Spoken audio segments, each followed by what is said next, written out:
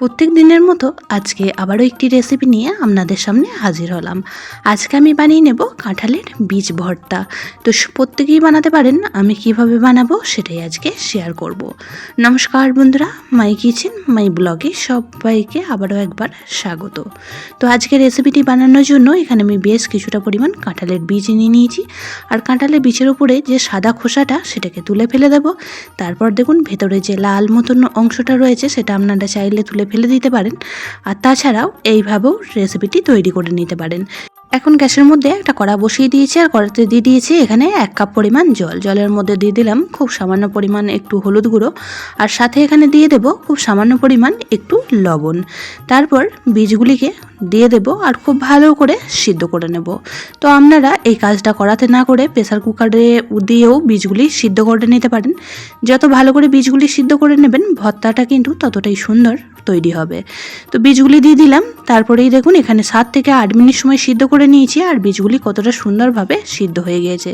তো জল থেকে তুলে নিয়ে একটা থালার মধ্যে রেখে ঠান্ডা করতে দিয়ে দিয়েছি। আর ততক্ষণ এদিকে গ্যাসের মধ্যে কড়াটা আবারও পরিষ্কার করে বসিয়ে দিয়ে এখানে দিয়ে দিয়েছি 2 চামচ পরিমাণ সর্ষের তেল।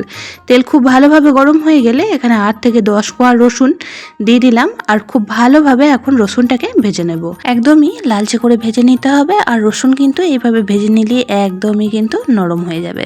তো রসুনগুলি এই পর্যায়ে দেখুন বেশ লালচে করে ভাজা হয়ে গিয়েছে। এখন তেলটা ঝরিয়ে তুলে রাখবো একটা পাত্রে। আর কড়ার মধ্যে যে অবশিষ্ট তেলটা রয়েছে তার মধ্যে এখানে বেশ কিছুটা পরিমাণ শুকনো লঙ্কা ভেজে নিচ্ছি। তো এখানে 4টে শুকনো লঙ্কা ভেজে নিচ্ছি। বিষের পরিমাণটা অনেকটাই কম, আপনারা যেমন ঝাল খেতে পছন্দ করবেন সেই রকম এখানে লঙ্কার পরিমাণটা বাড়িয়ে কমিয়ে নিতে পারেন। তো এখানে আমি 4টে লঙ্কা ভেজে তুলে রাখলাম। তারপরই বাকি তেলটার মধ্যে এখন ভেজে নেব পেঁয়াজ। তো একটা বড় সাইজের পেঁয়াজ এখানে দিয়ে দিয়েছি। তো পেঁয়াজটাকেও এখন একদমই লালচে করে ভেজে নেব। তবে আপনারা ভর্তাটা যতটা পরিমাণ বানাবেন, মানে বিষের পরিমাণ কম বেশি নিলে সেক্ষেত্রে এখানে রসুন পেঁয়াজ শুকনো লঙ্কার পরিমাণটা কমিয়ে বাড়িয়ে নেবেন। আমি যতটা পরিমাণ বীজ নিয়েছি সেই বুঝে শুনে এখানে সমস্ত উপকরণগুলিকে ভেজে নিচ্ছি। তো দেখুন কথা বলতে বলতে পেঁয়াজটাও একদমই লালচে করে ভাজা হয়ে গিয়েছে।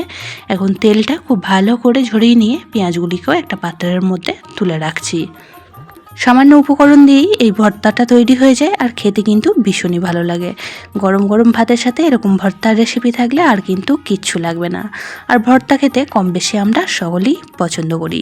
তো এদিকে দেখুন একটা মিক্সিং জার নিয়ে নিয়েছি, আর বীজগুলি এই পর্যায়ে খুব সুন্দরভাবে ঠান্ডা হয়ে গিয়েছে। তো সমস্ত বীজগুলি দিয়ে দিচ্ছি, আর বীজগুলি সিদ্ধ হয়ে যাওয়ার পর দেখুন উপরে যে খোসাটা আছে লালচে খোসাটা সেটাকে খুব সহজেই কিন্তু ফেলে দিতে পারবেন। তবে আজকে আর আমি ফেলিনি, মানে খোসাটা সমেতই বীজটা ভর্তা বানিয়ে নেব। তো তার জন্য সমস্ত বীজগুলি মিক্সিং জারের মধ্যে দিয়ে দিলাম। আর সাথে এখানে যে শুকনো লঙ্কাটা ভেজে রেখে দিয়েছিলাম সেই শুকনো লঙ্কা থেকে 2টো শুকনো লঙ্কা এখানে দিয়ে দিয়েছি। লঙ্কাগুলি কিন্তু বেশ ঝাল রয়েছে, তার জন্য এখানে 2টো ব্যবহার করেছি, পরে আবারও কাঁচা লঙ্কারও ব্যবহার করব। আর যে রসুনটা ভেজে রেখে দিয়েছিলাম সমস্ত রসুন দিয়ে দিয়েছি। আর পেঁয়াজটা যেটা ভেজে রেখে দিয়েছিলাম পেঁয়াজটা অল্প কিছুটা রেখে বাকিটা এখানে দিয়ে দিলাম। তো অল্পটাও কিন্তু পরে ব্যবহার করব, আর কাঁচা লঙ্কারও ব্যবহার করব। তো দেখুন বীজটা খুব সুন্দরভাবে পেস্টটা তৈরি করে নিয়েছি। এখন যে কড়ার মধ্যে পেঁয়াজ রসুনটা ভেজে রেখে দিয়েছিলাম সেই কড়ার মধ্যে অনেকটা পরিমাণ তেল রয়ে গেছে, সেই তেলের মধ্যেই এখন বাকি ভর্তাটা বানিয়ে নেব। তো প্রথমেই ফোড়নে ব্যবহার করলাম 1/2 চামচ পরিমাণ কালো জিরে, আর সাথে দিয়ে দিয়েছি বেশ কয়েকটা কাঁচা লঙ্কা। ভর্তা একটু ঝাল ঝাল হলেই খেতে বেশ ভালো লাগে, তার জন্য এখানে কাঁচা লঙ্কাটাও আপনারা পরিমাণ মতন ব্যবহার করবেন। তো লঙ্কাটা দেখুন বেশ ভালোভাবে ভাজা হয়ে গেলে যে বীজটা পেস্ট করে রেখে দিয়েছিলাম সেই পেস্টটাই এখন দিয়ে দিচ্ছি। খুব সহজ সাধারণ একটি রেসিপি, সবাই বানাতে পারেন, তবে আজকে আমি কিভাবে বানালাম সেটাই শেয়ার করলাম। আর এইভাবে বানিয়ে নিলে কিন্তু খেতে খুবই সুস্বাদু হয়। গরম গরম ভাতের সাথে এরকম একটি রেসিপি থাকলে খাওয়াটা একদমই কিন্তু জমে যাবে। তো পেস্টটা এখন খুব ভালোভাবে একবার তেলের মধ্যে নাড়াচাড়া করে মিশিয়ে নিচ্ছি। আর মেশানো হয়ে গেলে এখানে বেশ কিছু উপকরণ এখন অ্যাড করে দিচ্ছি। দিয়ে দিলাম খুব সামান্য পরিমাণ হলুদ গুঁড়ো, সাথে দিয়ে দিলাম এখানে খুব সামান্য পরিমাণ একটু ঝাল লঙ্কার গুঁড়ো।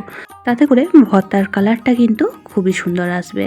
এখন এই দুটো উপকরণকে এই পেস্টের সাথে খুব ভালো করে মিশিয়ে নিয়ে এখন গ্যাসের ফ্লেম লো টু মিডিয়ামে রেখে কন্টিনিউ নাড়াচাড়া করে ভর্তাটা রেডি করে নেব। যত ভালো করে ভর্তাটা এইভাবে নাড়াচাড়া করে ভেজে ভেজে তৈরি করে নেওয়া হবে ততটাই কিন্তু টেস্ট লাগবে। আপনারা অনেকে অনেক রকমভাবেই ভর্তা বানিয়ে খেয়েছেন, অনেক কিছুরই ভর্তা খেয়েছেন, তবে এইভাবে কাঁঠালের বীজের ভর্তা যারা এখনও পর্যন্ত বানিয়ে খাননি, একবার এই পদ্ধতিতে বানিয়ে খেয়ে দেখবেন, স্বাদ কিন্তু জিভে লেগে থাকবে। তো খুব ভালোভাবে মেশানো হয়ে গেলে এখানে এখন অ্যাড করে দিচ্ছি পরিমাণ মতন লবণ। আজকে ভর্তায় কোনো রকমভাবে চিনির ব্যবহার করছি না, যেহেতু কাঁঠালের বীজ একটু মিষ্টি মিষ্টি হয়, তার জন্য কোনো রকমভাবে চিনির ব্যবহার করব না। তো লবণটা দিয়েও এখন খুব ভালোভাবে মিশিয়ে নিচ্ছি। আর দেখেই বুঝতে পারছেন ভর্তাটা কড়া ছেড়ে উঠে আসছে, আরও বেশ কিছুক্ষণ সময় একটু ভাজা ভাজা করে নেব। পুরনো বন্ধুরা সবসময় আমার পাশে থেকে আমাকে এতটা সাপোর্ট করে এগিয়ে নিয়ে যাওয়ার জন্য অনেক অনেক ভালোবাসা। যে সকল নতুন বন্ধু আজকে ফার্স্ট টাইম চ্যানেলে ভিজিট করেছেন আর আজকের ভিডিওটি দেখছেন, তাদের কাছে অনুরোধ রইল চ্যানেলটি সাবস্ক্রাইব করে পাশে থাকা বেল আইকনটির অল প্রেস করে দেবেন, তাহলে আমি যখনই কোনো ভিডিও আপলোড করব নোটিফিকেশন সবার আগে আপনাদের কাছে পৌঁছে যাবে। তো ভর্তাটা প্রায় রেডি হয়ে এসেছে। এখন যে পেঁয়াজটা ভাজা কিছুটা রেখে দিয়েছিলাম, তো সেই পেঁয়াজ ভাজাটাই এই পর্যায়ে অ্যাড করে দিলাম। তো এই পেঁয়াজটা যখন ভর্তাটা খাওয়ার সময় মুখে পড়বে বেশ কিন্তু ভালো লাগবে। তো খুব ভালো করে আবারও মিশিয়ে নিচ্ছি। আর মেশানো হয়ে গেলেই একদমই কিন্তু রেডি আজকের ভর্তার রেসিপিটি। এখন গ্যাসের ফ্লেম অফ করে দেব আর একটা পাত্রের মধ্যে সার্ভ করে আপনাদের দেখাচ্ছি যে কতটা সুন্দর তৈরি হয়েছে। এইভাবে বানিয়ে নিলে বাচ্চা বড় সকলেই কিন্তু খুবই পছন্দ করবে। আর এই একটা রেসিপি দিয়েই সবটুকু ভাত খাওয়া হয়ে যাবে। প্রথমেই যে 4টে শুকনো লঙ্কা ভেজেছিলাম তার মধ্যে 2টো শুকনো লঙ্কার ব্যবহার করেছিলাম, আর 2টো শুকনো লঙ্কা রয়ে গিয়েছিল, তো সেই দুটো ওপর থেকে এইভাবেই সাজিয়ে দিচ্ছি। প্রয়োজন হলে এই শুকনো লঙ্কাগুলিও খেতে পারেন। তো এখন দিয়ে দিচ্ছি ওপর থেকে বেশ কিছুটা পরিমাণ সর্ষের তেল।